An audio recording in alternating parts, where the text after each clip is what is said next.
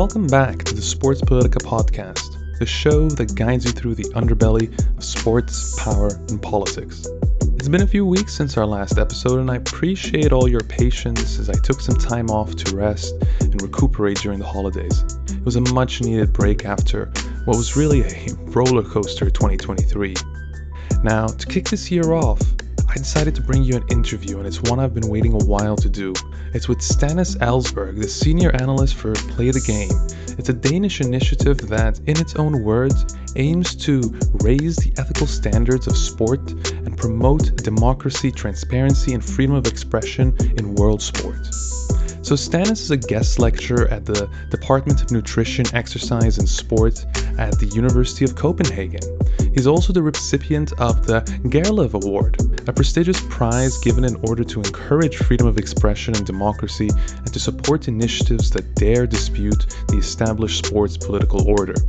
So I've been meaning to interview Stanis for a while now, especially ever since he published this groundbreaking piece of research titled The Power Players Behind Saudi Arabia's Sports Strategy. His research, which mapped out the inner circle behind Saudi Arabia's sports endeavor and revealed more than 300 sponsorships that Saudi has and maintains in sports, a tactic that he uses really to expand its influence in the world of sports. His research really has been tremendously useful to my own work over the past few months. So, in this discussion, you're going to hear Stanis discuss his research, as well as the continued expansion of Saudi's influence in sports. We also discuss things such as, the lessons learned from Qatar in 2022 at the World Cup, and what fans, journalists, and activists can do to sort of center human rights ahead of the 2034 World Cup in Saudi Arabia. So without further ado, let's get started. Hi, Stanis. It's wonderful to have you on the Sports Politica podcast. How are you? I'm good, thank you, and thanks for having me. I'm very excited. Oh, it's a real pleasure. Listen, I've known you for a while now, and you and I've had the opportunity to have multiple conversations about Saudi and Saudi's influence in the world of sports. I know you and I share a lot of the same opinions and are quite like-minded in our approach, and it's really great to see another kindred spirit who's so interested in sort of uncovering and unveiling what's going on in Saudi's unprecedented sports drive here, really. So based on that, I'd like you to start off by telling me about your recently completed research project, which has been called the Power Players Behind Saudi's Sports Strategy. In this, you sort of mapped the inner circle of Saudi's sports strategy. So talk to me about this a bit. Yeah, well, the idea came actually during the World Cup in Qatar, because I thought that we were talking a lot about the human rights issues that were connected to the World Cup in Qatar, which I think is a good thing. I think it was the first time in modern history that we really started to debate the relationship or the connection between sport and human rights issues. So it was a good thing. But what also struck me was that it was sort of the only agenda that we were talking about through the last couple of years. That was the human rights connected to the World Cup in Qatar. And from our point of view in Play the Game, where I work, it's a good thing to talk about human rights. We do that a lot. We also do that on our international conferences. But our main perspective and our expertise is in good governance, in broadly speaking, in international politics. And I came to realize that no one was discussing the governance issues related to Qatar. And then right after the World Cup in Qatar, it was like that the Emir of Qatar said to Mohammed bin Salman from Saudi Arabia, well, now it's your turn. Please take over the keys and continue what we have started in international sports politics. And I must say, I was pretty surprised how much they have engaged in sport for the last year or so in Saudi Arabia. The speed that they have started to invest surprised me a little bit.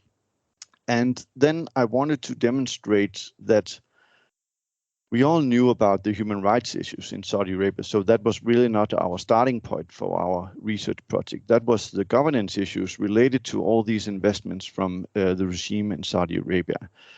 And while much has been said about Mohammed bin Salman and his sports endeavor, we wanted to highlight who are the core people just right under him that are also very influential in not just their sporting strategy, but in their political agenda in total. So that was really our main focus for the research project. And then we also wanted to highlight all the many sponsorships that were connected to those people that we found in our data set. This is all really, really fascinating. You mentioned a lot of really, really interesting things there.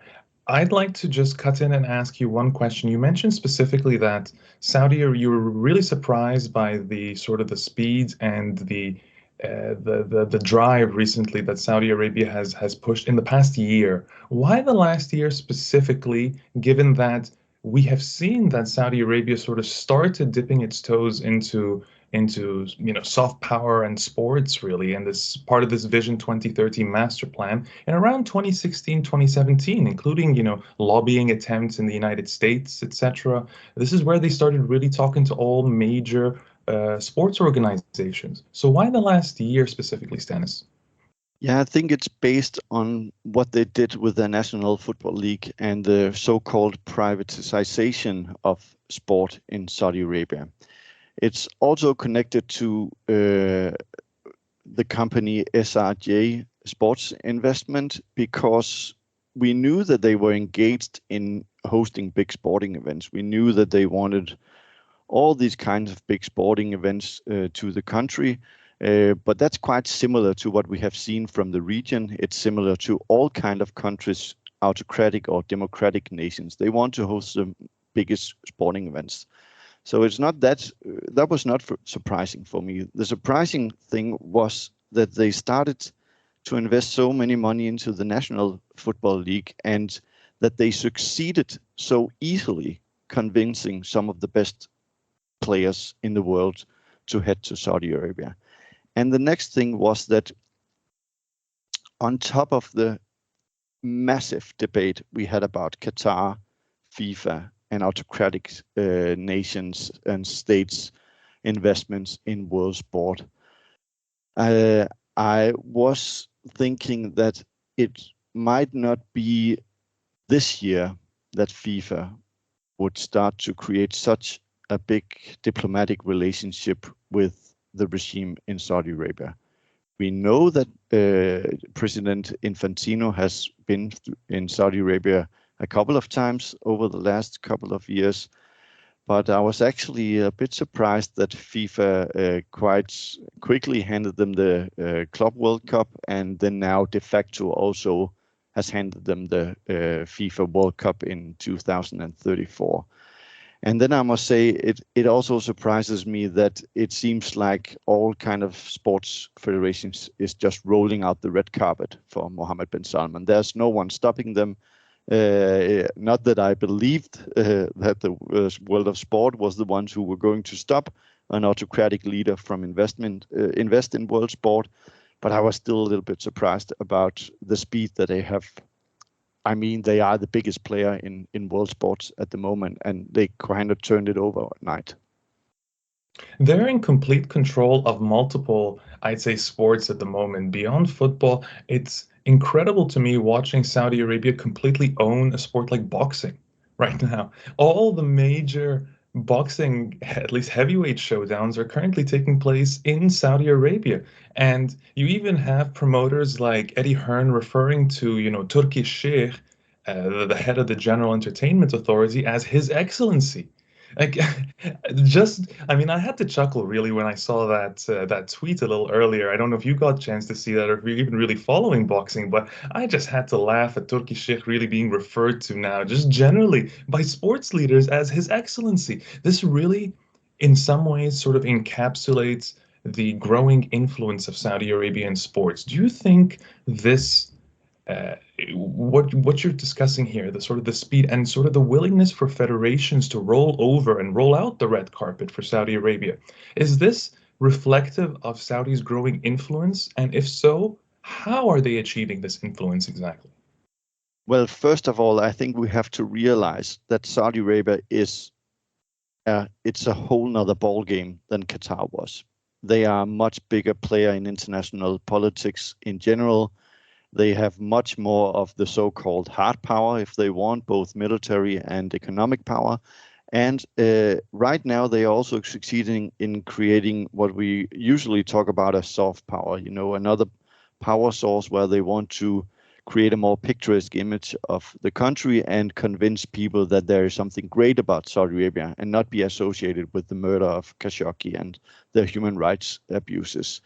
I just have to go back to the boxing thing because, well, first of all, I'm a huge sports fan. Most people are surprised when I tell them so because of the work that we do, which is mainly just based around the darker sides of sports. So I'm always the one bringing the negative aspects into light from world of sport. But I'm a huge sports fan, and I've also been following boxing and also esports, which is another sport that Saudi Arabia is actually owning at the moment. And in terms of the companies called ESL and Faceit, which was the two big players in the esports sector, they bought both companies a couple of years ago and just merged them together. And that's one of the real integrity issues I have to highlight in terms of Saudi Arabia. Because of this SRJ investment company, they not only want to bring big sporting events to the country, they want to create their own sporting events. And there's a lot of talk in the region that I'm from at the moment about this so-called European Super League in football, and people are so worried about it. What I'm worried about is that Saudi Arabia will create what we could call the global Super League. They will just invent a new football tournament if they want to. And all the money that they can bring into such a tournament will bring all the big clubs to such a tournament. And we see at the moment that there's no teams that don't want to go to Saudi Arabia. They have the Spanish Football Cup in football. They have the Italian Super Cup. They had or have the Turkey Super Cup, which was a whole nother story. But that's just the way things are going at the moment. And the next sport for Saudi Arabia, which is a bit surprising to me, is, of course, tennis. I'm so glad you mentioned tennis because I knew we were going to get onto this at some point, but I am with you there. I do find it as a major tennis fan, and I don't even know how many of my own, readers at Sports Politica actually know this, but I got into sports journalism actually starting out as a tennis writer, not even a mixed martial arts writer. It was actually in the world of tennis, and it was a sport that I'd watched since I was a kid. And for me personally, the major rivalry of my childhood was Roger Federer and Rafael Nadal. That is my childhood sports encapsulated to an extent. The amount of times I watched those two go head to head. And I remember in Egypt we'd have this discussion: are you for Roger? Are you with Rafa? That's always the discussion. And watching, Roger Federer retire and right off into the sunset the way he did, that's a legacy personified. And sometimes, when I'm asked all the time, you're like, Kerim, you're always uncovering the dark side of sports. It seems that every time I mention an athlete to you, you've got something to say that, breaks my heart about that athlete. Who is the athlete that you don't have something to say of? And I used to be able to say Roger Federer and Rafael Nadal. We can still say Roger Federer, which is, by the way, just remarkable to be someone of that influence and to not have stained your legacy. But unfortunately, Rafael Nadal now doesn't get to ride off into the sunset. I'd really like to talk to you about one specific thing when it comes to Nadal. You know that I did some reporting with Tariq Pandya for the New York Times, where we discussed and analyzed Leo Messi's tourism ambassadorship contract with Saudi Arabia's tourism authority. Within that contract, there was a clause saying that Leo Messi could not tarnish Saudi Arabia's reputation. Basically, it was a non-disparagement clause. Are we expecting, and here we're just speculating, I understand at this point, you don't have the contract with you, but is this something you think Saudi Arabia is inserting into all these different relationships it's building with major athletes like Rafael Nadal? Well, first of all, the research you did there with Tariq Pandya was actually groundbreaking in the debate about authoritarian regimes into world of sport. But because what Play the Game has raised a flag about for years is the lack of freedom of speech in authoritarian regimes. And that is one of our core values. So when you did your story, it kind of fueled our arguments into all this international sports political debate. Because I must say it's very disturbing throughout history in sports politics, and I'm also a historian from the University of Copenhagen. What we have seen is that athletes' voices has just been shut down throughout history. And then we are in an area where we have seen the Black Lives Matter movement. We have seen how both the NBA and the WNBA has used their voices on societal matters. We have seen numerous athletes throughout the last couple of years starting to use their voice for societal changes. Then we see autocratic regimes invest massively into the world of sport. And I think we can say that they are not famous for the freedom of speech. And then when you break your story, it just demonstrates how far they will go to shut athletes' voices down. They do not want anyone to talk about their dirty laundry. And I believe that it is in a lot of other contracts. Of course, we don't know. But if it's in Messi's, who is not an athlete who is famous for speaking out loud on societal matters, I can't imagine that it isn't in any other contracts. So, and what we have seen and what would fuel that argument even further is that we have not seen any athletes playing in Saudi Arabia, being on contracts in Saudi Arabia, speak out loud about the human rights issues. They speak out loud about all the good things that Mohammed bin Salman and the Saudi regime are doing. We have seen Ronaldo using his social media in favor of Mohammed bin Salman, and we now see Rafael Nadal from the tennis world engage with the state of Saudi Arabia, and it is very disturbing. So, yeah.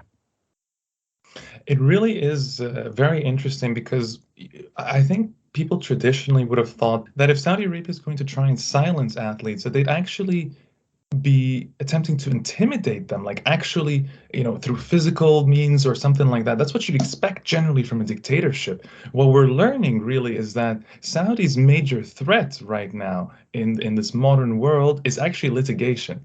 And when we think of the sort of the capitalist societies we're in and the profit-driven sports industry, I think that's a significant threat, isn't it? Like litigation really is the way to keep athletes silent. It gives them consequence. Money can be lost here if I speak out. Is it really worth it? What can I change? What a way to sow doubt into even the most previously active proponents of human rights, right? We have to at this point, I think, really mention, even if briefly, the escapade that of what happened to Jordan Henderson over the past few months. I mean, talk about a athlete who was, and of course, for those who don't know, Jordan Henderson was the captain of Liverpool in the English Premier League and was a significant member of the England squad overall. We're talking about one of the most well-known English football players here. He was also a major proponent and an activist and outspoken for the LGBTQ plus community. He'd wear the armband. Nobody forced him to do that. He wanted to come out and make those statements and speak out in support of those fans, these minority groups. And then he sort of sells out instantly and turns his back on that community in many ways by signing with the Saudi Pro League. And he makes some truly outlandish statements, I have to say, when you say things like, oh, I'm hoping to go and change things. Are you joking? Do you really actually believe that? Because I don't know in this case what's worse, Stanis. If you actually believe that your existence is enough to change a society, or if you think the rest of us are that stupid to believe something like that.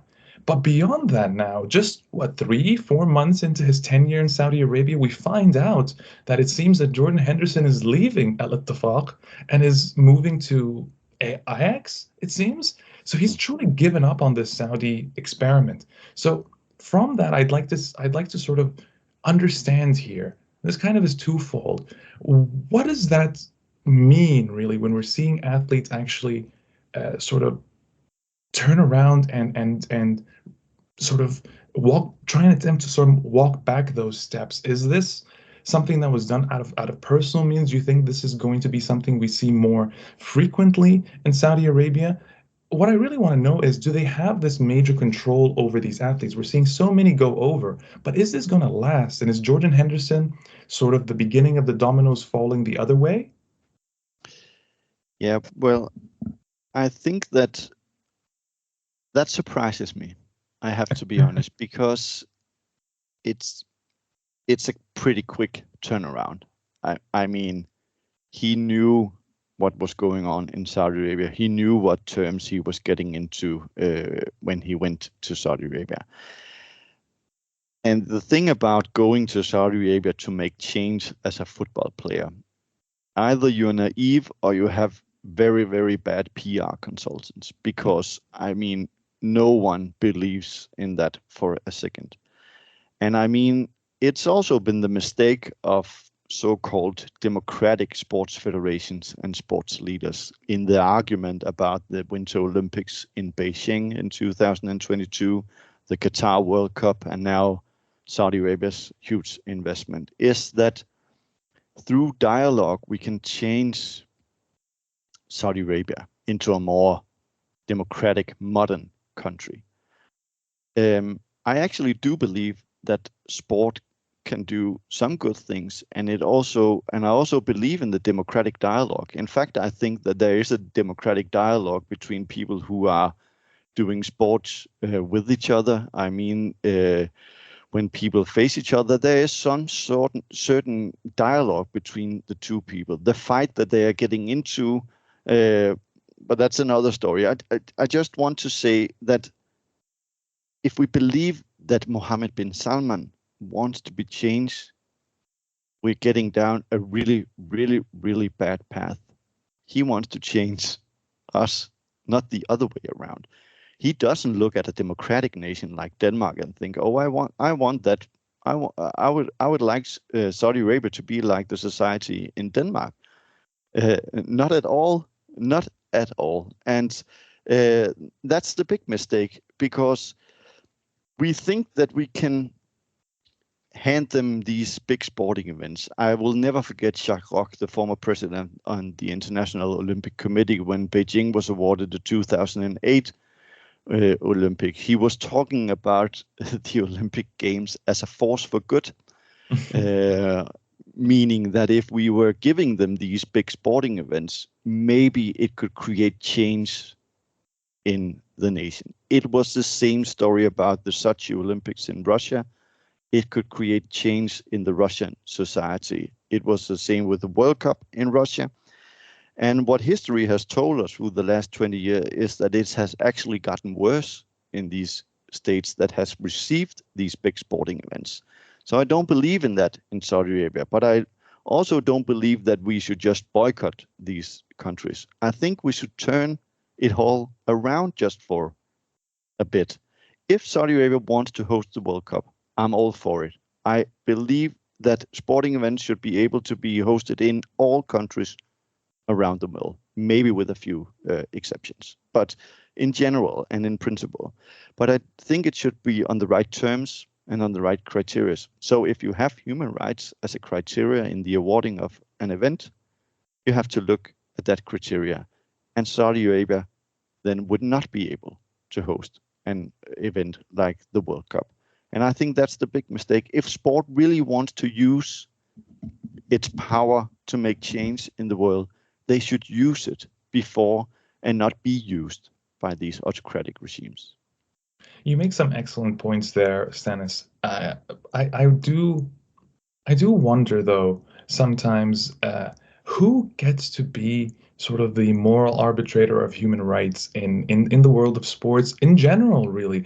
A quick example here. A lot of the countries that point the finger at Saudi Arabia, the United States, the United Kingdom, these are also countries that engage in selling arms to Saudi Arabia. How do we How do we wrap our heads around that? The fact that you may have actual sports institutions, you have good people in all these countries who are trying to, apply pressure and bring the focus to human rights. Yet the stakeholders that actually matter in the country that have sway, the politicians, are doing the exact opposite. How then can we say that, well, for instance, the West, which has long claimed itself as a bastion of democracy and human rights, do they still get to be the moral arbitrators when they are in fact helping supply and empower and embolden authoritarian regimes? This is where it gets a bit tricky, I think. What do you think? Yeah, it is tricky, but I believe that sports has its own values, Mm-hmm. own core values that it has been based on for centuries. And if they do believe that those values, which they don't miss a chance to speak about when they host all the big awards and events and so on, that there's room for all, no to racism, LGBTQI communities are very welcomed in the world of sport, and so on. They should really stand on those core values. It's not that difficult. I mean, if Saudi Arabia wants to host the sporting event, we cannot change the human rights situation throughout the whole country. It's impossible. And if we do believe sport can play just a minimal role in fostering the values that sports claim to represent, then we should at least guarantee that when we build stadiums, hotels, restaurants, host the sporting events, those values that sports want to represent uh, can flourish throughout those weeks. The argument against that is, of course, then we will help these autocratic regimes to create a picturesque image for 3 weeks when they host the World Cup. And yes, that is also a consequence about this, but it's a starting point. As we see it now, we will go to Saudi Arabia in 2034. There will be no freedom of speech, no free press, and the sporting world. It must not happen again. What happened in Qatar? It would simply be a big failure once again. But I agree. Who should determine who fulfill the right human rights criteria? And of course, FIFA or the IOC should have an independent, some sort of independent council that would assess the human rights situations in these countries. It can't be FIFA themselves. Well, that's exactly it, really, because when we talk about influence, and I think a lot, and I ponder a lot about your research sometimes, and I go through your excellent Excel sheet, where you really map out just how extensive Saudi Arabia's influence is through its sponsorships and through its really just the amount of stakeholders that are involved and how many federations this crosses over. It makes you wonder, really, how do you get away from that conflict of interest, which is undoubtedly going to impact how these institutions, uh, react and handle Saudi Arabia?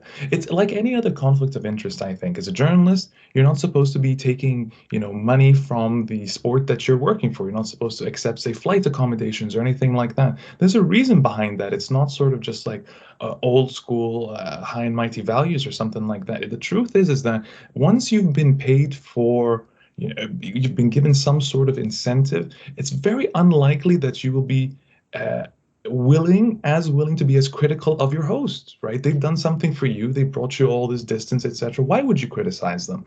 It feels like Saudi has done that on a major scale. In a way, with all these sponsorships, with all these investments, with all this, cash injection and cash flow occurring across sports, really a gold rush at this point. Why would all these different sports and governing bodies like FIFA and the IOC bite the hand that feeds them? Well, the first thing you ask, what can we do about these conflict of interest? The interesting part with that is that most of the sports federations actually have statutes and rules that would prevent this, but they turn a blind eye. I mean, the IOC states in in the charter and the rules that sport always must remain political neutral.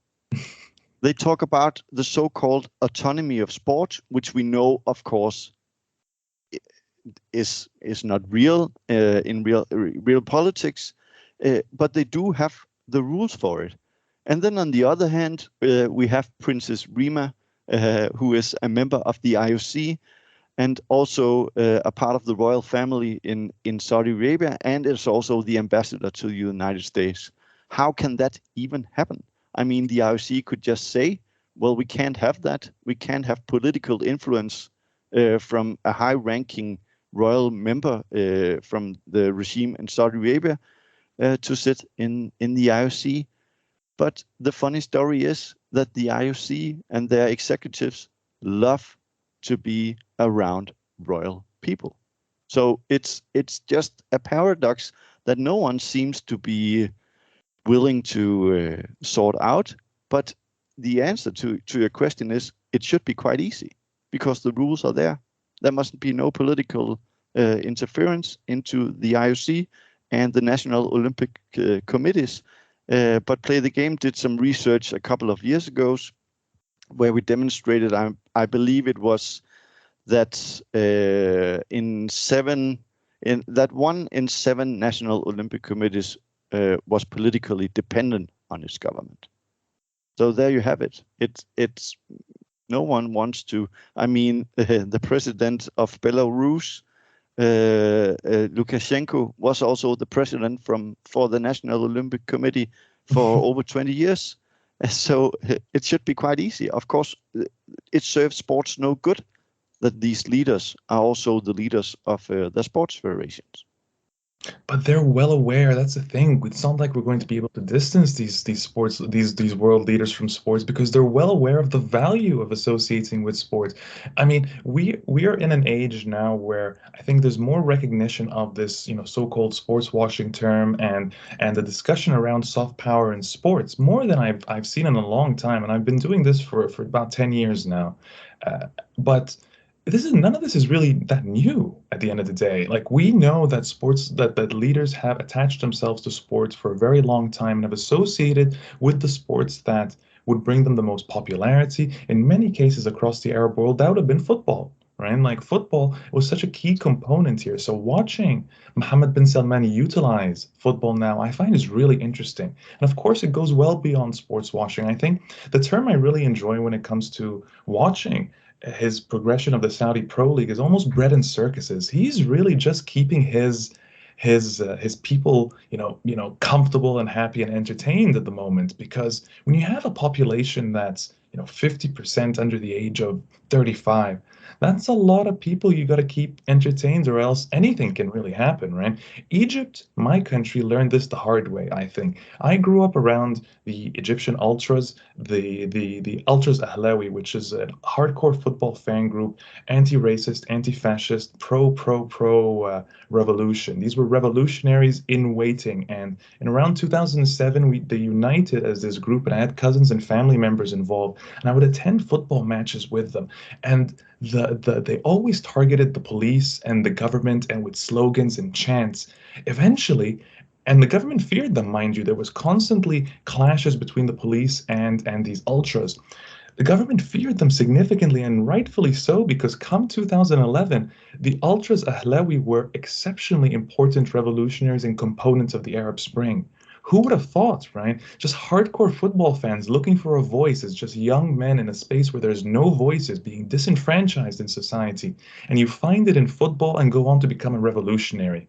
That story should really scare all authoritarians out there and show you the power of sports when utilized organically and when it becomes your only hope in a political vacuum that's completely devoid of free expression. If Mohammed bin Salman really doesn't realize right now that by opening up his country, he is he is in many ways bringing in this potential of new ways of thinking, of new potential, future generations asking and demanding more from him. So football becomes this tool that could be both a double-edged sword. Really, he is using it to distract his his followers and his countrymen right now, but that could in an instant turn against them. And you're giving them avenues now where they can connect in these groupings. So I think football is going to be a space that we have to watch very carefully, and because it's truly fascinating when you think of its history, its role in politics and government. Sports cannot be separated from all that. But this is just a roundabout way for me to come back to this point and try and say, well, with all this growing influence and with this multi-layered approach Saudi's taking, and other countries, as we've seen, have taken successfully, is there really any way to stop Saudi? Is there? No, there isn't, and but there is a way to hit the brakes for a moment. I mean, Play the Game was founded more than 25 years ago, in 1997. And our international director, Jens, who is also the founder of Play the Game, sometimes described that Play the Game has both been a big success and also a big, big failure.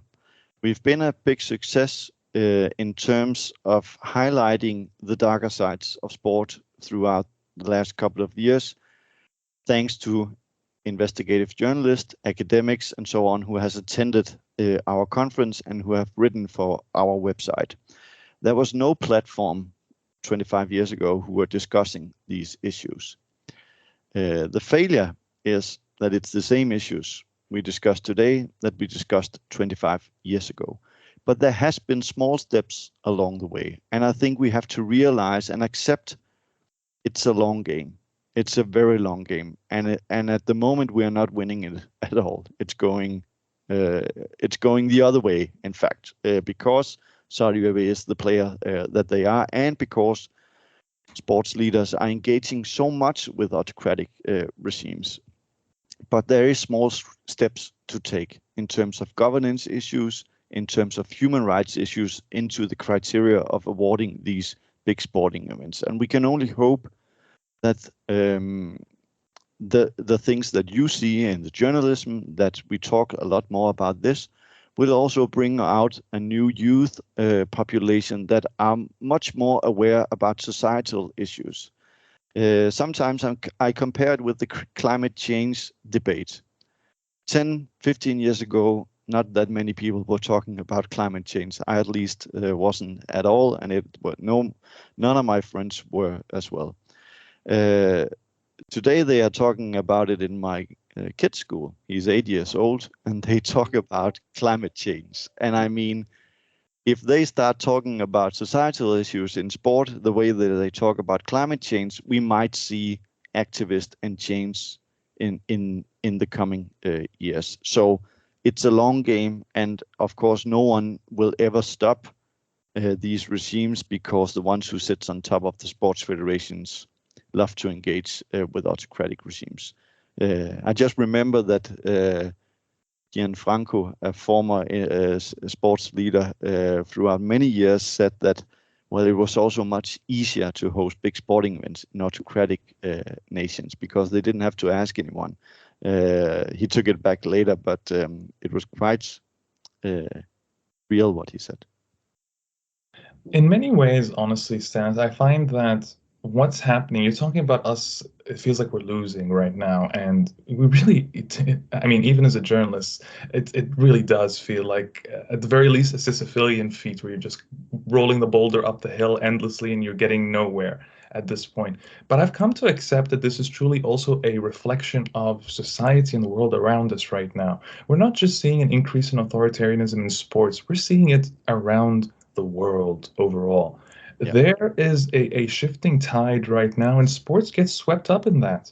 And it's really unfortunate when you think about that, because sports, as you mentioned earlier, should be a harbinger for unity and discussion and individual values and holding up human rights, and really being able to use it as a platform to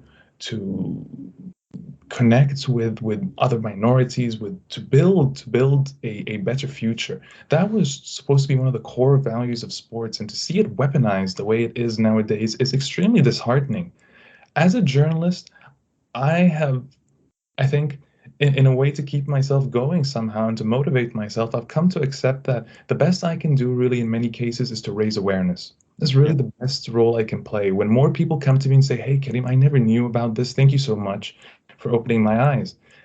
That's a good feeling. That tells me that, things can change. Every once in a while, you're able to change somebody's mind or to just open their mind to something they weren't thinking about before. Do you do you agree that currently this is kind of where we're at, the stage we're at? And if so, what do you think, what do you have to say to fans who feel hopeless in this situation as well? Yeah, there's two things I would like to say because um, play the game is based on dialogue among people, also among people who don't have the same opinions. Actually, I think it would be quite boring to sit around a table with people just with the same opinion as me. And I don't think that Play the Game has the answers to everything. That also comes to the debate around Qatar and Saudi Arabia. I applaud the discussions, I applaud the debate, and we want to raise it at Play the Game as well. Sometimes, though, I have to say that the people from autocratic nations are not that much into engaging in these kinds of debates. So it can be quite difficult to have a debate around these issues with the same people that we are debating so much. Uh, but I believe the dialogue is the way forward. And what we are experiencing at the moment in society as general and broader speaking, not in sports politics, is a complete polarization. And I actually also think Qatar contribute a little bit to that in terms of sports politics Mhm. because of the human rights issues was such a big deal. And we know now that we also saw a very strategic approach from the regime in Qatar, starting to call out so-called Western, mainly Western journalists who were critical about the Qatar regime. If they were not Orientalists, they were to some extent racists. And it was quite um, obvious to me that it happened in the last year or so up to the World Cup in Qatar. I started to see the same people saying the same things. I started to see the same stuff that the Emir of Qatar was saying in his speeches. And it just fueled the debate and it became, well, counterproductive for everyone. And there was, of course, some part of the coverage that was a little bit racist. I mean, it's not that it wasn't there, but the same people who had fought for years to bring these stories out to the people, were now the one being accused of being racist or Orientalist. And I couldn't have that. It wasn't me personally, or I was also called stuff, but I was not the one exposing Qatar and FIFA 15 years ago. And now those people who did that were the bad people, and was that was too much for me personally. Um, and Now I forgot your initial question, but just want to raise one more thing that you said was very interesting. Is that um, when we talk about giving something to the youth, they have to get some sort of entertainment activities. You met bread and circuses from the old Roman Empire. Mhm. This is where I usually disagree with a lot of academics because they want to highlight the reforms that are being carried out in Saudi Arabia. And they want to highlight that women are now allowed to drive car, that women are now allowed to go into the cinema. And there's nothing else in the world that I would want that women could get the same rights and equal rights as men in Saudi Arabia. I want also women to be able to participate in sport. But when the first sentence, when certain people are asked, what's behind Saudi Arabia's sports strategy? And they don't mention human rights, they don't mention the political agenda, but they start to mention that it's part of a broader strategy creating reforms for the youth. I think it's more or less the same propaganda that Saudi Arabia wants us to eat. And I heard a human rights activist the other day, a very famous human rights activist, but I don't want to mention the name, saying that because I asked her, what do you think of the argument that people say, oh, here you come and want us to get democratic values and Western values and human rights? And she just replied, well, it's propaganda. Of course, we want human rights. And how can you think that we don't want human rights? And then she said, how can we on one hand applaud the regime's big sporting events, bringing Ronaldo to our country, and then jailing people for speaking out loud about people getting equal rights? And I think it was so on point, because I believe that the first thing we should mention when we talk about Saudi Arabia and sport is the human rights and governance issues.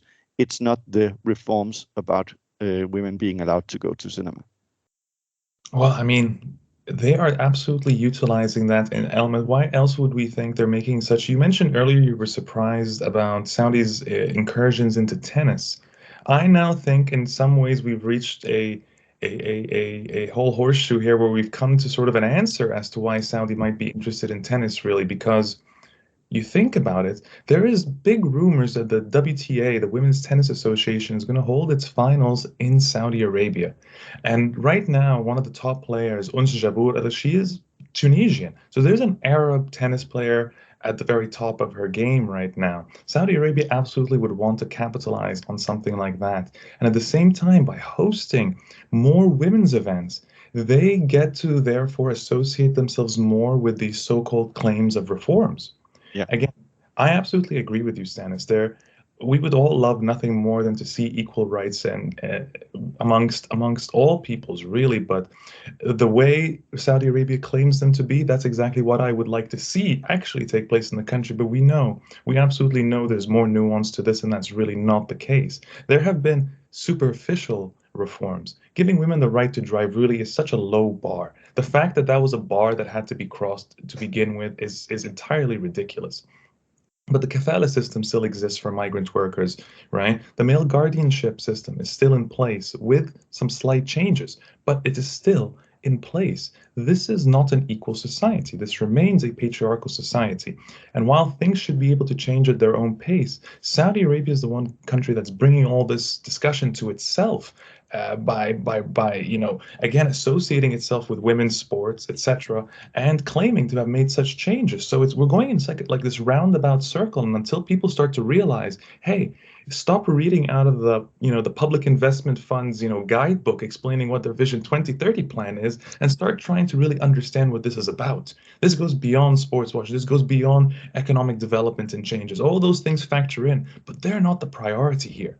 That's the real problem. I think that's something that journalists are still wrapping their heads around. Academics are still arguing over. We're still having discussions about.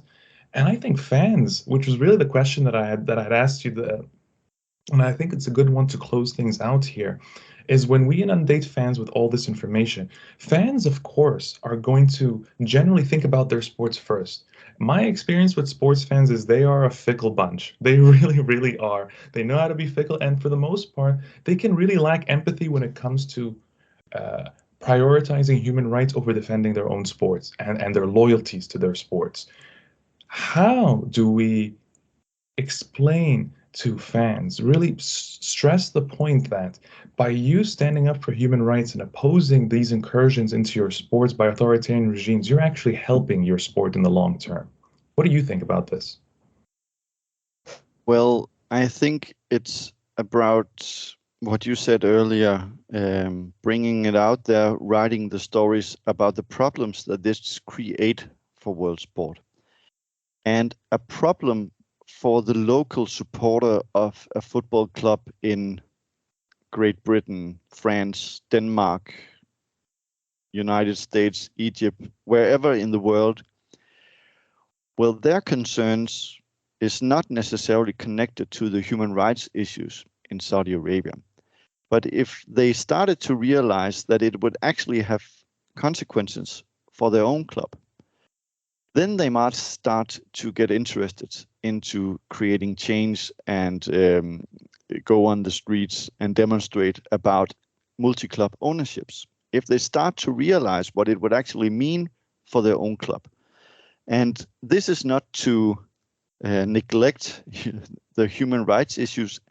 In fact, I think it's the most important thing we could ever talk about. That's the human rights issues in Saudi Arabia. Sometimes I take myself, saying that we would also like to discuss the governance issues related to Saudi Arabia, then sitting in my little office here thinking, well, what am I even talking about? Governance issues in sport. There's people getting killed for doing stuff in the country. But okay, that was just a personal thought. But I get it. But fans should realize that it actually poses threats to the integrity in sport. And it's not just about multi-club ownerships, but it's also about match fixing issues that will be more and more relevant if the same owner owns multiple clubs in the world. And I think we will see more and more of that. Of course, the Manchester City group is the perfect example of that. And in the beginning, I didn't think that Saudi Arabia would go down that road about multi-club ownerships, but then they did the stuff that they did in their own league. And I mean, the Public Investment Fund now own Newcastle, 4 domestic clubs, and then they have 4 other state-owned clubs de facto, which is owned by NEOM or Aramco, and so on. So. And that also creates a threat to the world of sport. And I don't like the idea that in multi-club ownerships, there's, the crown jewel. In the City Football Group, it will always be Manchester City.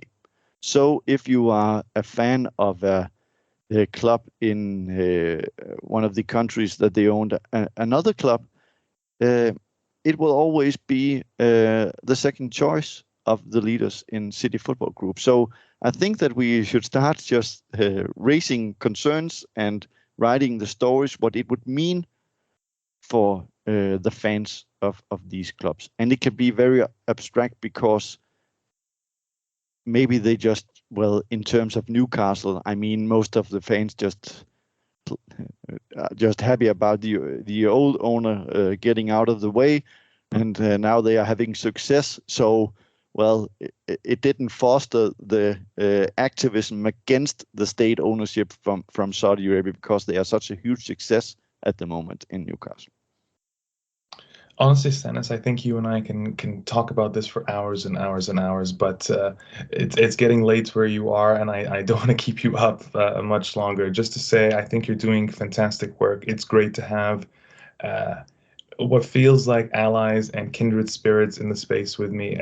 And yeah, sometimes this can be a really lonely industry and endeavor that we've undertaken. We're not exactly the most popular people amongst sports fans with all this negativity, as they say, that we bring to this. But just to say that I appreciate you and the work you do and the work Play the Game does as well. So thank you very much for taking the time to join us today on the Sports Politica podcast. Thank you very much, Karim.